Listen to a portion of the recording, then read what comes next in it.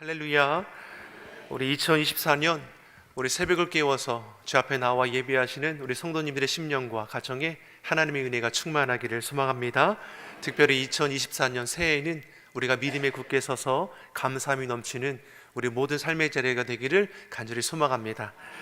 우리 아직 새해니까요, 곁에 계신 분들과 우리 함께 이렇게 인사하겠습니다. 새해 복 많이 받으세요. 새해 복 많이 받으세요. 우리는 세상 복이 아니라 하나님의 복을 소망하는 자이기 때문에 좀 정확하게 표현하겠습니다. 새해 하나님의 복 많이 받으세요. 새해 하나님의 복 많이 받으세요. 네. 아멘이시죠? 새해 하나님의 복 많이 받으시기 바랍니다. 우리가 소원하고 간구하는 모든 제목들마다 하나님의 때의 결실함을 이루어갈 수 있는 이 한 해가 되기를 소망합니다. 우리 믿는 사람은 소망을 가지고 살아가는 인생인 줄 압니다. 아무리 시대의 어려움을 만날지라도, 인생의 흉년을 우리가 만날지라도 이것이 우리를 낙심하는 것이 아니라 그 흉년이라는 어려움 앞에서도 소망 가운데 설 수 있도록 우리를 인도하시는 우리 하나님의 그 뜻을 우리가 결코 잊어서는 안 될 것입니다. 성경에 여자의 이름으로 기록된 두 권의 책이 있는데 바로 에스더서와 오늘 읽은 룻기서입니다. 근데 성경을 읽어보면 에스더는 쓰여질 만한 이유가 있었던 것을 우리가 알 수 있습니다. 에스더는 멸절될 수밖에 없는 위기를 만난 이스라엘 백성들이 어떻게 하나님께서 세우시고 돌보신지를 이 왕비인 에스더를 통해서 기록되어 있는 말씀이기 때문입니다. 우리가 너무나 잘 알고 있는 말씀, 죽으면 죽으리라, 희대의 고백이 담겨 있는 우리 성경이기도 하죠. 근데 룻기는 조금 다릅니다. 룻기를 읽어보면 그 내용도 그리 대단한 것 같지 않습니다. 이스라엘의 한 가정이 흉년을 만나서 모압 땅에 거주하다가 남편도 죽고 아들들도 다 죽고 다 망한 다음에 유대 땅으로 돌아와서 재혼하여 아이를 낳았다, 이런 내용인 것이죠. 근데 룻기서의 이 룻이 어떤 중요한 의미를 담고 있습니까? 룻은 모압 여인이라는 것이죠. 이것이 너무나 놀라운 것입니다. 신명기 23장의 말씀을 보면 사생자는 여호와의 총회에 들어가지 못한다라고 했습니다. 여기서 말하는 사생자는 정상적인 결혼 관계에서 태어난 자녀가 아닌 것을 가리키는 것이죠. 예를 들어 근친 상간을 안에서 나온 자녀라든지 창기를 통해서 낳은 자녀라든지 아니면 이스라엘 백성들이 이방인과 관계를 통해서 낳은 자녀라든지 이들을 가리켜서 사생자라 표현하고 여호와의 총회에 주님 앞에 예배드리는 장소에 들어가지 못하는 것뿐만 아니라 하나님께로부터 그 어떠한 은혜도 받지 못하는 족속이라는 의미가 담겨 있는 겁니다. 그래서 어떻게 기록하고 있냐면 사생자는 여호와의 총회에 들어가지 못한다 기록하고 있고, 더 나아가서 암몬 사람과 모압 사람은 그들에게 속한 자는 10대뿐만 아니라 영원히 여호와의 총회에 들어가지 못한다라고 기록하고 있습니다. 그만큼 하나님께서 엄격히 구별했다는 것을 알 수 있는 것이죠. 자, 그런데 이 모압과 암몬의 족속의 그 시작이 어떠합니까? 창세기 19장의 말씀을 보면 아브라함의 조카 롯이 멸망할 소돔과 고모라에 거주하다가 하나님의 그 은혜 가운데 소알로 이동할 수 있게 되었습니다. 생명을 건지게 된 것이죠. 근데 문제는 어떻습니까? 롯이 이제 술을 마시고 잠에 들게 되었을 때 그의 큰딸과 작은딸이 모의를 꾸며서 동침을 하게 되고, 그리고 두 딸을 통해서 아이를 낳게 되는데 그 족속의 이름이 무엇입니까? 모압과 암몬의 족속이 시작되는 것이죠. 시작부터 저주받을 수밖에 없는 상황을 우리에게 말씀해 주는 것이고, 이들이 영원히 총회에 들어가지 못할 족속이라는 것을 이미 구약의 율법을 통해서도 우리에게 말씀하는 것이죠. 이 롯이 오늘 말씀에 기록되는 이 롯이 바로 모압 여인이라는 것을 우리에게 말씀하는 것입니다. 자, 그런데 이런 모압 여인이 하나님께 택함을 받아서 다윗의 조상이 되는, 또 예수님께서 이 세대를 통해서 이 땅 가운데 태어난다는 것을 오늘 우리에게 말씀해 주는 것이죠. 우리 말씀의 시작이 어떠한지 1절의 말씀을 한번 보겠습니다. 1절의 말씀을 우리 같이 한번 읽어보겠습니다. 사사들이 치리하던 때에 그 땅에 흉년이 드니라. 유다 베들레헴의 한 사람이 그의 아내와 두 아들을 데리고 모압 지방에 가서 거류하였는데 자, 룻기서가 기록된 시대를 보면 사사들이 치리하던 때라는 것을 우리가 알 수 있습니다. 사사들이 치리하던 때는 어떤 때이냐? 이스라엘 백성들은 택함 받은 하나님의 백성들입니다. 출애굽한 이스라엘 백성들이 하나님의 인도하심 가운데 약속의 땅 가나안을 차지하게 되었습니다. 근데 그 이후로부터 문제가 일어나게 되는 것입니다. 믿음의 세대가 지나가고 주님을 알지 못하는 세대가 일어났다라는 것이죠. 다시 말해 믿음이 계승되지 못했다라는 것입니다. 믿음의 부모 세대가 지나갔는데 그 다음 세대는 어떻다라고 말씀합니까? 여호와를 알지 못하는 세대라고 기록하고 있다라는 것이죠. 다시 말해 사사가 치하던 때는 어떤 때이냐면 주님의 말씀을 잊어버리는 세대, 자신의 생각에 옳은 대로 행동하던 때라는 것을 우리에게 말씀해 주는 것입니다. 하나님의 말씀을 지켜 행해야 할 이스라엘 백성들이 그 삶의 기준이 하나님이 아니라 자신의 생각과 자신의 계획이 되었다라는 것이죠. 그러니 죄악 가운데 행하는 일들이 많아지게 되는 것이고 하나님을 떠나서 우상을 숭배하는 일들도 일어났다라는 것입니다. 당연히 죄 가운데 빠져 살아가니 죄 가운데 타락하는 인생이 될 수밖에 없었다라는 것입니다. 자신들의 힘으로 어쩌지 못하는 상황을 위기를 만나게 될 때면 그때서야 겨우 예수님 하나님을 찾았다라는 것을 말씀하는 것이죠. 사사기 21장 25절의 말씀을 보면 저들을 향해서 이렇게 기록하고 있습니다. 그때에 이스라엘에 왕이 없으므로 사람이 각각 그 소견에 옳은 대로 행하였더라. 이스라엘의 초대 왕인 사울이 세워질 때까지 이스라엘이 왕이 없었느냐? 그렇지 않습니다.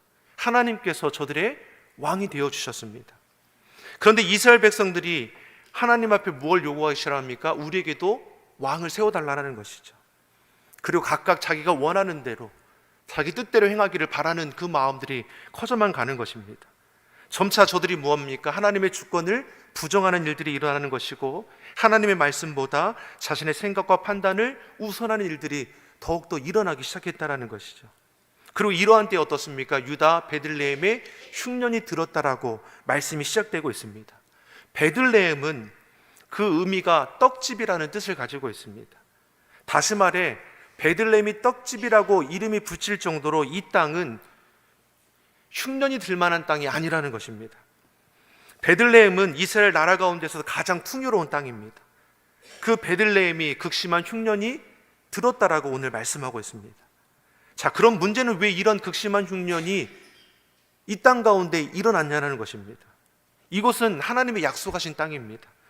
하나님께서 돌보시는 땅에 극심한 흉년이 찾아왔다는 것이 무엇을 우리에게 말씀해 주는 것입니까? 흉년이 찾아올 수밖에 없었던 이유가 저들 안에 있었다는 것입니다. 각자 자기 소견대로 옳은 대로 행하는 그곳에 하나님이 자리할 수 있지 못했다는 것입니다. 하나님을 믿는 백성에게 가장 중요한 것이 무엇입니까? 그 중심에 하나님이 계시는 것이죠. 하나님을 중심에 모시는 사람과 자기가 중심이 되는 삶, 분명히 다를 수밖에 없다는 것입니다. 민수기 13장의 말씀에 12명의 정탐꾼이 정탐을 하고 돌아오게 되죠. 그중 10명의 정탐꾼이 하나님의 약속의 땅을 보고 악평하는 것을 볼 수 있습니다. 분명 우리 눈에 보기에도 하나님이 말씀하신 것처럼 적과 꿀이 흐르는 정말 풍요로운 땅인 것을 우리가 알아보겠는데, 근데 그곳의 성읍은 너무나 견고하고 그곳 백성은 크고 강대하니 우리가 어찌해 볼 수 없는 민족이라고 단언해 버리는 것이죠. 저들에 비해서 우리는 메뚜기와 같아서 결코 차지할 수 없는 땅이라고 낙심하고 불평하고 원망했다라는 것입니다. 반면에 나머지 2명의 정탐꾼인 여호수아와 갈렙은 어떻게 고백합니까? 그것은 실로 풍성한 땅으로 우리를 위해 하나님께서 예비하신 땅이라 고백하는 것이죠. 그러면서 저들을 향해서 뭐라고 말씀합니까? 하나님이 우리와 함께 하시니 저들은 우리의 밥이라는 것입니다. 여러분, 무슨 차이가 이렇게 나는 것입니까? 같은 것을 보았는데 그 보고 고백하는 것은 이렇게 다르다는 것이죠. 무엇이 이러한 차이를 우리에게 말씀해 주는 겁니까? 중심인 것이죠. 하나님 중심으로 바라보는 사람과 자기 중심으로 바라보는 사람은 그 과정과 결과가 이처럼 다를 수밖에 없는 것이죠. 내 중심으로 보면 우리는 메뚜기 같이 초라해 보이지만 하나님 중심으로 보면 저들은 우리의 밥이 될 수밖에 없다라는 것입니다. 같은 상황, 같은 시련의 자리에서도 중심에 따라 우리의 삶의 결과는 너무나 다른 것이죠. 사랑하는 성도 여러분, 2024년 우리가 하나님 중심으로 살아가기를 예수님의 이름으로 축원합니다. 그러면 보는 것이 달라질 것입니다. 우리가 고백하는 것이 달라질 것이죠. 우리 행동 하나하나가 달라질 것입니다. 다시 말해 하나님 중심으로 살아가는 인생은 은혜 아닌 것이 하나도 없는 것이죠. 예기치 않은 어려움의 문제를 만나도 이것이 우리에게 주신 하나님의 은혜의 과정이라는 것을 고백하게 되는 것입니다. 다윗과 사울 왕을 바라보십시오. 소년 다윗은 골리앗이 하나님과 하나님의 백성을 모욕하는 것을 참을 수 없었습니다. 하나님 중심의 다윗은 하나님을 모욕하는 저 할례 없는 블레셋 장수를 두려움의 대상으로 보지 않고 때려잡아야 할 짐승처럼 여겼다라는 것이죠. 반면에 사울 왕은 어떠합니까? 강대한 골리앗을 보며 두려워하는 것이죠. 더 크신 하나님의 그 강함을 보지 못하니까 눈에 보이는 어려움의 문제 앞에 두려워 떨었다라는 것입니다. 그래서 중심을 지키는 것이 너무나 중요합니다. 똑같은 문제에도 내 중심으로 보느냐 아니면 하나님의 중심으로 보느냐, 이렇게 차이가 나는 것이죠. 사랑하는 성도 여러분, 우리는 살아계신 하나님을 중심으로 살아가는 귀한 삶이 되기를 다시 한번 소망합니다. 하나님 중심으로 사는 신앙은 너무나 중요한 것이죠.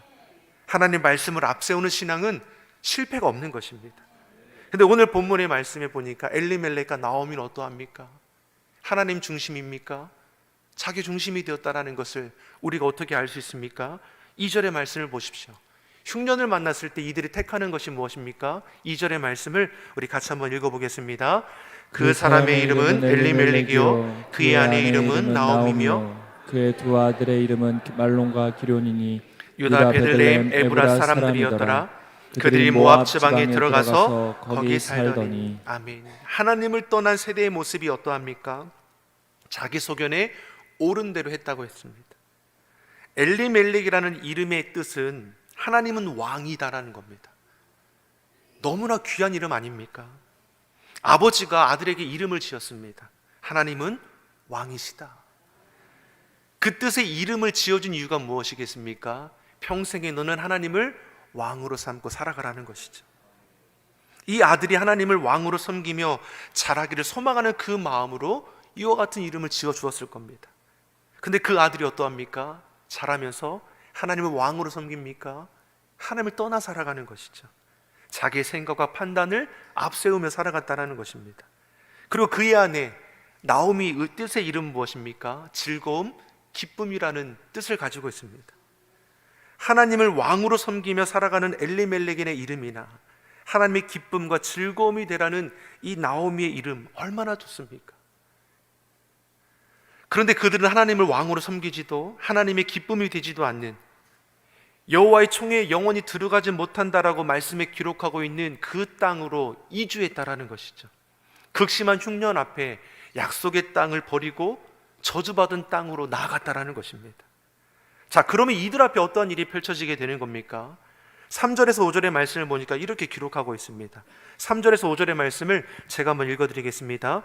나오미 남편 엘리멜렉이 죽고 나오미와 그의 두 아들이 남았으며 그들은 모압 여자 중에서 그들이 아내를 맞이하였는데 하나의 이름은 오르바요 하나의 이름은 루시였더라.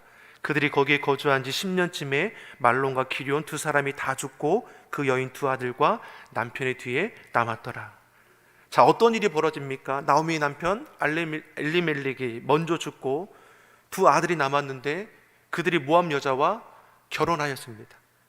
하나님은 왕이라고 고백하는 고백을 가진 자가 모압 지방으로 가서 자신도 죽고 두 아들도 어떻습니까?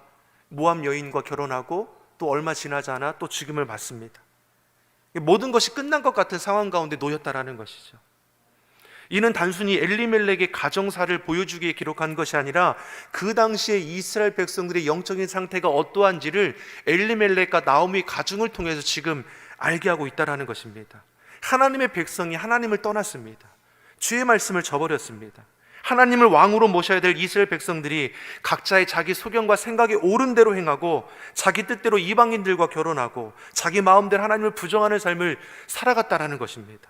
그 결과가 무슨 일을 만나게 되는 겁니까? 피할 수 없는 극심한 흉년을 만나게 되었다는 것이죠. 그리고 믿는 자는 흉년 앞에서 무엇을 깨닫는 자가 되어 합니까? 왜 이런 어려움이 이 땅 가운데 오는 것인가? 흉년을 들 수 없는 땅에 흉년이 들었다는 걸 통해서 하나님께서 주고자 하는 그 메시지를 깨달아야 하는 것이죠. 문제는 이들이 그럼에도 무엇입니까? 하나님께로 돌이키지 못하고 더욱 강팍하여 죄악된 것으로 나아갔다라는 것이죠.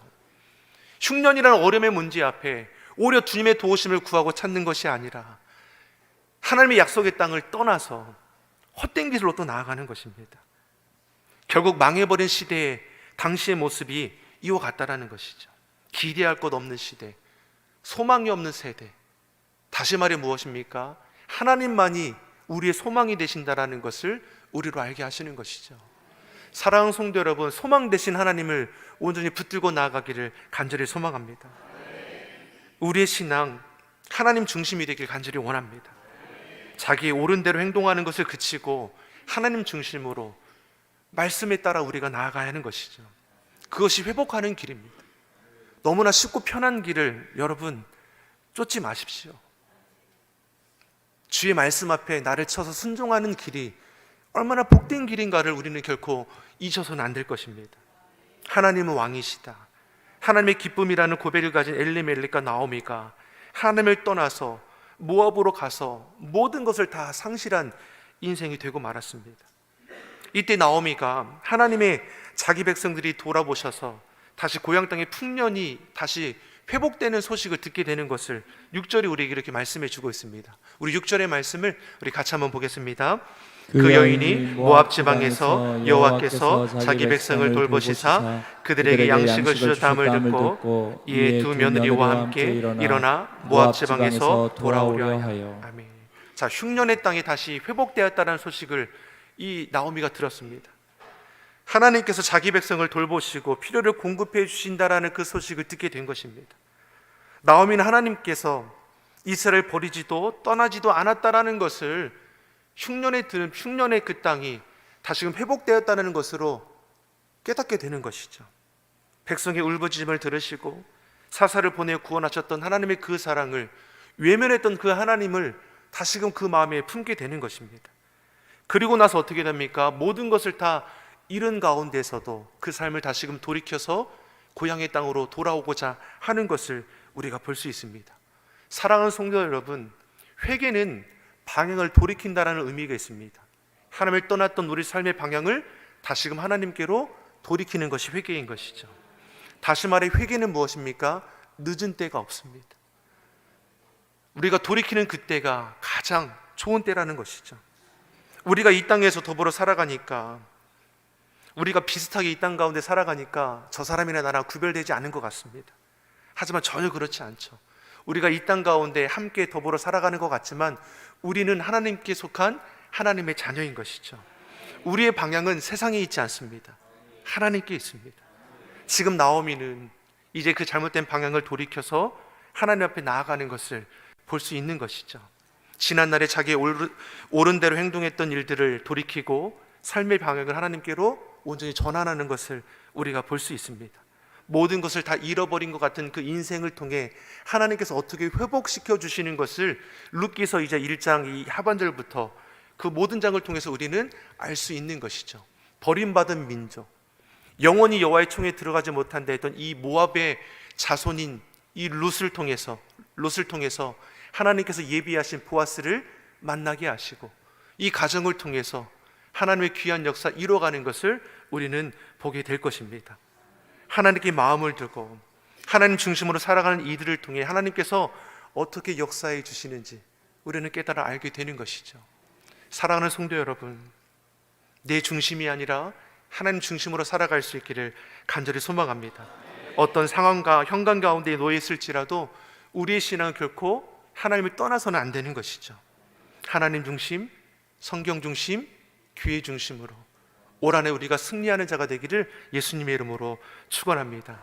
인생의 흉년을 만날지라도 낙심할 것이 없습니다. 내 생각 따라 더욱더 헛된 길로 나아갈 이유도 없는 것입니다. 묵묵히 주의 말씀을 기억하며 우리를 도우신다 약속하신 그 하나님 앞에 구하고 찾는 자를 통해서 이루신 하나님 놀라운 은혜를 올 한해 누리고 나아가기를 간절히 소망합니다. 기도하겠습니다.